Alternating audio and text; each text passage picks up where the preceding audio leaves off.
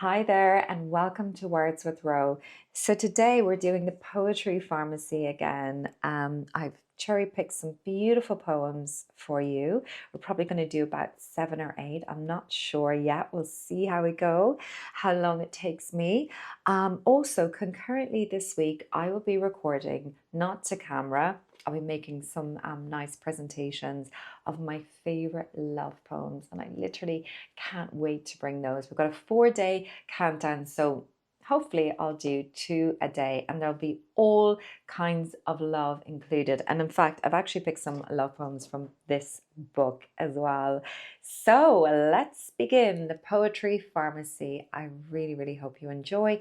Always let me know in the comment section, and if you're not following, give me a follow. It really helps my channel grow. I'm literally moments away from being monetized, which is so exciting. Thank you all so much for your support, and sit back, relax, and enjoy. Okay, today's first poem from the Poetry Pharmacy. The condition is lack of courage. It is also suitable for fear, lack of confidence, and lack of conviction. Taking a risk can be a terrifying thing, and I say that as someone who has started more ventures than I can count. Every one of us has known the peculiar vulnerability of putting not only our physical assets and safety, but also our ego on the line when we are taking a leap of faith. What is remarkable is how much harder it is to take that step than it is to pick ourselves up if it fails. If we only had the courage of our convictions and were willing to fail every now and again, we would achieve so much more. Many patients in my poetry pharmacy tell me that they feel they lack the requisite courage to make the leap of faith they have always dreamed of. Oh God, that makes me so sad. Whether it might be to write, to paint, to end a relationship, to start a relationship, or simply confront something that has frightened them. People can spend entire lifetimes putting off the risks that might make them the happiest. It leads to a sort of paralysis of the soul, which undercuts all of life's pleasures and stops you from evolving and changing. When fear keeps you from pursuing your goals, it is like you stopped writing the story of your existence halfway through. And no one wants to look back upon their life as a potential masterpiece that never quite made it. I often prescribe this poem to people who have lost their confidence and, like the cowardly lion in the Wizard of Oz, are in need of encouragement. It shows how to leap into the unknown, whether it's a bungee jump or a marriage proposal. It can lead to joy, not disaster. So it's a very simple poem, and it's called Come to the Edge by Christopher Logue. Come to the edge. We might fall. Come to the edge. It's too high. Come to the edge. And they came, and he pushed, and they flew.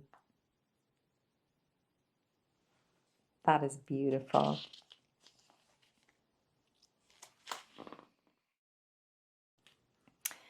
This is for a loss of zest for life, loss of motivation, loss of passion, and need for self-care.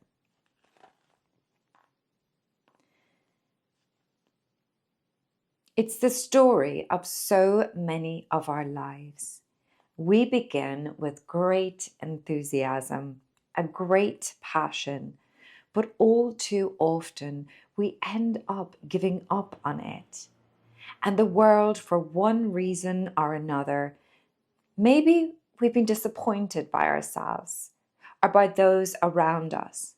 Maybe we've lost our self-belief. No matter the reason, there's something deeply dispiriting about losing whatever it was that used to animate us. In Vicki Fever's poem, Ironing, that passion isn't something grand or overbearing. Instead, it's a simple task that, like it or not, we have all had to perform at some point.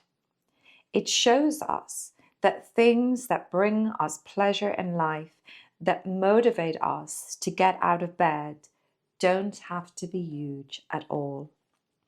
Often, when something goes wrong, it is the small acts of self-care that we abandon first, even when they are the very things that have the power to heal us.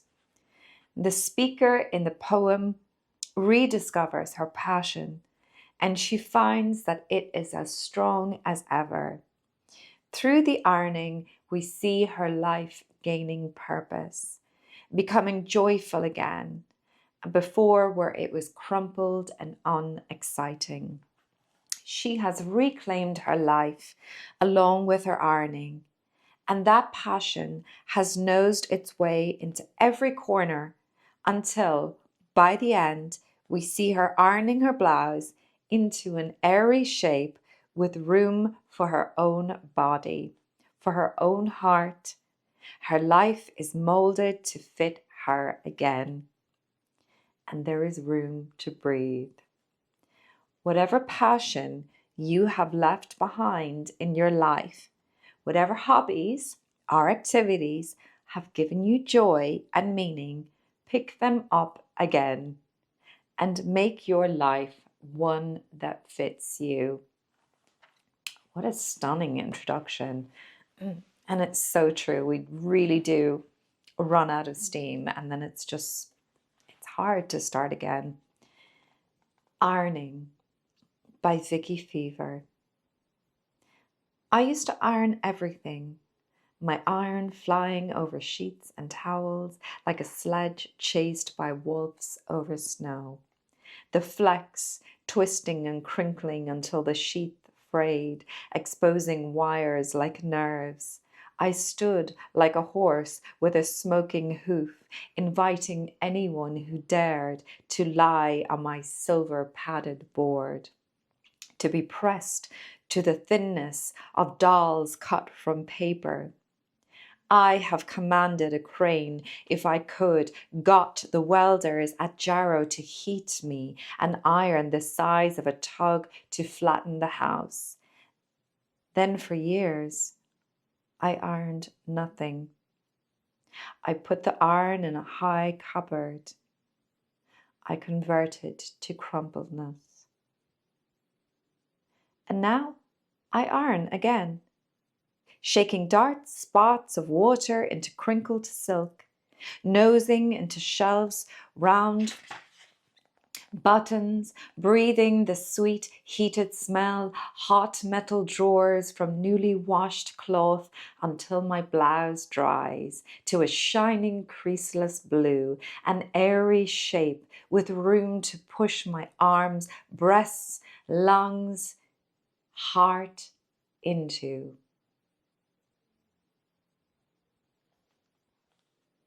So the condition this poem has been prescribed for is emotional repression. And it's also suitable for guilt, avoidance of pain, and unhealthy coping mechanisms.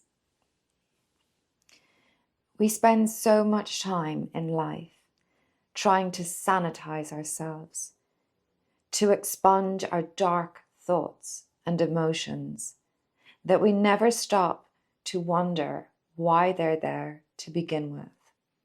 We guard against sadness, regret, and unkindness, as if Through distraction and discipline alone, we can change who we are. Yet, the feelings that we have are there to be felt. Each comes for a reason, whether we attribute it to some higher power or to the workings of our own subconscious. It is, as Rumi puts in The Guest House, a guide from beyond. Rumi recognizes that the shadow self is just as much a part of us as the face we show to the world. Our fears and sorrows have important things to teach us. Our petty malice and cruelty are no less our own than our kindness and generosity. Repressing our darker thoughts and feelings is like trying to hide an elephant under the tea towels. We are not going to get great results. And frankly, it's probably going to end in a lot of smashed crockery. It's not only that nobody's perfect, or even that seemingly perfect people are boring. It is that the darkness within can lead us to greater things and motivate us to achieve what gentler emotions never will. Anger is a form of self-protection. It lets people know that we are hurt and that we will not take it lightly. Sadness, meanwhile, can be cathartic. As Rumi says, it cleans out our house for a new delight. Sometimes the best way to fight our demons is by declaring a ceasefire. If we don't, the struggle against the things we fear in our own natures can end up causing us the most pain of all. If, on the other hand, we maintain an equanimity in the face of our true selves, we can learn to accept ourselves for who we really are, darkness and all. Wow, what an introduction. The Guest House by Rumi. And this is translated by Coleman Barks. This, being human, is a guest house. Every morning, a new arrival. A joy, a depression, a meanness. Some momentary awareness comes as an unexpected visitor. Welcome and entertain them all, even if they are a crowd of sorrows who violently sweep your house empty of its furniture. Still, treat each guest honorably.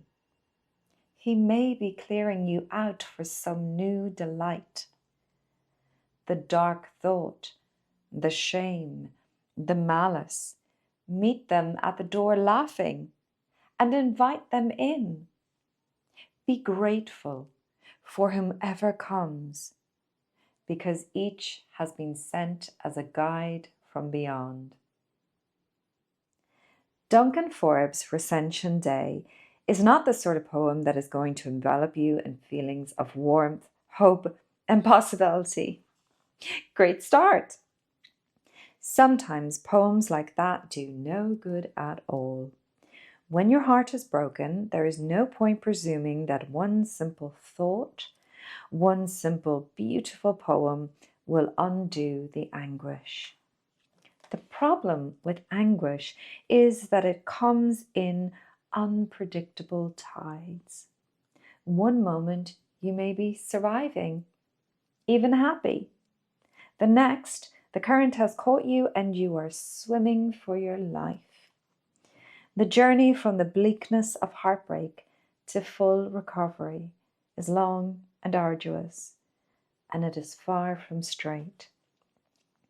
One element of the grief associated with love is facing up to the absolute enormity of loss. There is nothing trivial about true heartbreak. It is a sort of grief, because something which had been fundamental to your life up until that moment has died. The poem is one of the most profound expressions of that feeling. Sometimes, in the process of grieving, what you need is not comfort, but for someone to show you that they have felt the same way. They endured. They were not mad, but it was not easy for them either. And it's called Recension Day by Duncan Forbes. Unburn the boat, rebuild the bridge, reconsecrate the sacrilege, unspill the milk, decry the tears, turn back the clock, relive the years, replace the smoke inside the fire, unite fulfillment with desire, undo the done, gainsay the said, revitalize the buried dead, revoke the penalty and clause, reconstitute unwritten laws, repair the heart, unite the tongue, change faithless old to hopeful young, inure the body to disease, and help me forget you, please. Dealing with the death of a person that you relied on is one of the toughest challenges that any of us may ever face. Such grief can be even more overwhelming than that caused by a broken heart, particularly when death comes without warning or comes to a parent. It's a double blow. You are being stripped of the very person whose support could have helped you deal with their own terrible absence in your life. I remember very clearly something my late father said to me when he was dying. It has kept me company through the decades. When I'm gone, he said, you will still hear my voice. It's just that it won't annoy you anymore. This was a brilliant thing to say. When you've lost someone, it's easy to imagine that they've literally been lost. They've gone and that's it, and they no longer exist. It's a feeling like being robbed or emptied, but anyone who's come out the other side, that you'll never forget it, knows that it's not like that. If someone has had an influence on your life, if they've helped you shape your personality, then they'll remain there for you. They'll remain there in you. This isn't to deny death. It's just to look at it in a different light. Your lover, your parent, or the child you've lost, they may not be physically present, but their memory and their voice remain. They are still out there somewhere, scattered among all the beautiful things on earth, like the voice in Mary Elizabeth Frye's "Do not stand by my grave and weep." This poem and the wisdom it imparts can change a sense of loss into a sense of hope. Do not stand by my grave and weep. Do not stand by my grave and weep. I am not there. I do not sleep. I am the thousand winds that blow. I am the diamond glints on snow. I am the sun on ripened grain. I am the gentle autumn rain. when you awaken in the morning's hush. I am the swift uplifting rush of quiet birds in circling flight. I am the soft starlight at night. Do not stand by my grave and cry. I am not there. I did not die.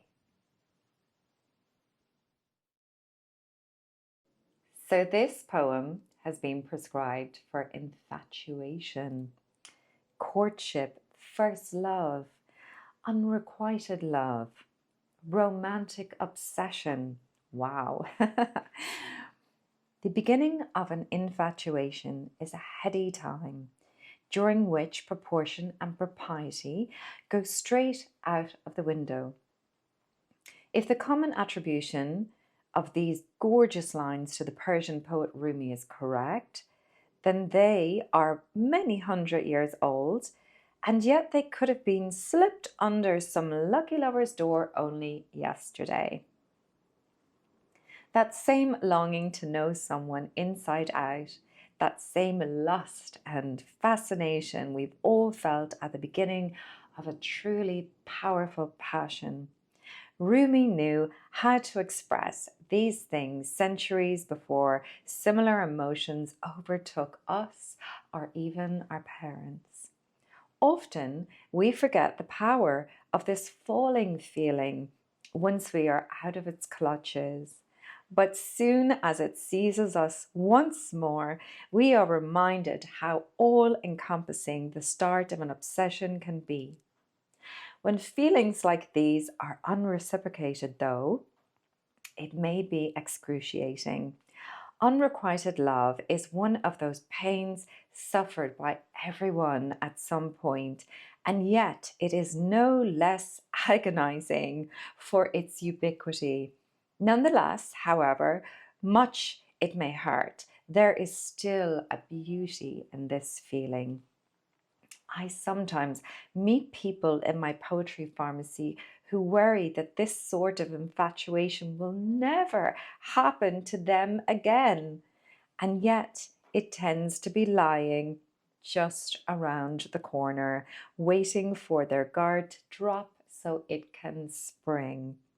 If you are swept up in the longing that Rumi describes, whether or not it is returned, remember that it is something to savor. This is one of the most spectacularly powerful feelings in the world. This is being alive. Don't wish it away. Embrace it. I Want to See You by Rumi.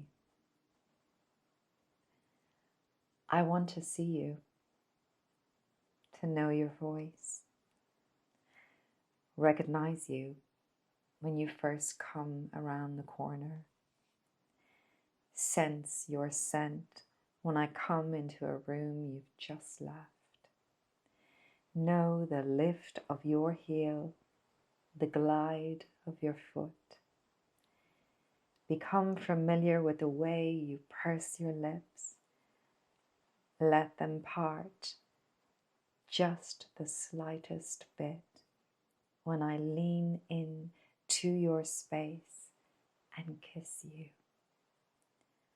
I want to know the joy of how you whisper more.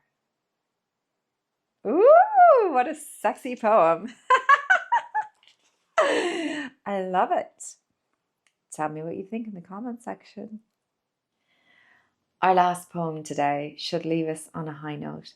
It's been prescribed for the mind virus of insecurity, negative body image, lack of confidence, low self-esteem, and feelings of unattractiveness. Fear not. How we look, or rather how we think we look, is a huge concern for many of us. Women in particular can find their lives dominated by these insecurities. In a lot of ways, this is justified. Our society places a huge emphasis on attractiveness. Attractive people are treated as if they are more honest, more capable, and in some hard to define sense, more valuable as human beings. When we consider the impact that this can have on our lives, the idea that vanity is no more than a petty concern becomes ridiculous. Of course, we care. But notice that I say attractiveness here and not beauty. As Maya Angelou reminds us in this poem I like to prescribe for these worries, attractiveness isn't all about what we are, the precise dimensions of our chins and our waists, but instead, and perhaps to a surprising degree, about how we are and what we do with what our parents gave us. Our confidence, the sun of our smiles, our vitality, and the joy we find in life makes us more attractive than any surgery or fad or diet ever could. Allowing ourselves to be brought down by some perceived imperfection will create only a new, far more real imperfection by denying us the greatest cosmetic of all, happiness. This is a poem I would advise absolutely anyone to read before a party. It can inject self-belief like a shot of adrenaline. Whether you want to be a phenomenal woman, a phenomenal man, or just a phenomenal person, Angelou has something to teach you. It's all within your grasp. Her head is not bowed, and yours doesn't need to be either. Phenomenal Woman by Maya Angelou. Pretty women wonder where my secret lies. I'm not cute or built to suit a fashion model's size. But when I start to tell them, they think I'm telling lies. I say, it's in the reach of my arms, the span of my hips, the stride of my step, the curl of my lips. I'm a woman. Phenomenal woman, that's me. I walk into a room just as cool as you please, and to a man the fellows stand and fall down to their knees. Then they swarm around me like a hive of honeybees. I say, it's the fire in my eyes and the flash of my teeth, the swing of my waist and the joy in my feet. I'm a woman. Phenomenal woman, that's me. Men themselves have wondered what they see in me. They try so much, but they can't touch my inner mystery. When I try to show them, they say they still can't see. I say, it's in the arch of my back, the sun of my smile, the ride of my breast, the grace of my style. I'm a woman. Phenomenal woman, that's me. Now you understand just why my head's not bowed. I don't shout or jump about or have to talk real loud. When you see me passing, it ought to make you proud. I say, it's in the click of my heels, the bend of my hair, the palm of my hand, the need for my care. 'Cause I'm a woman. Phenomenal woman. That's me.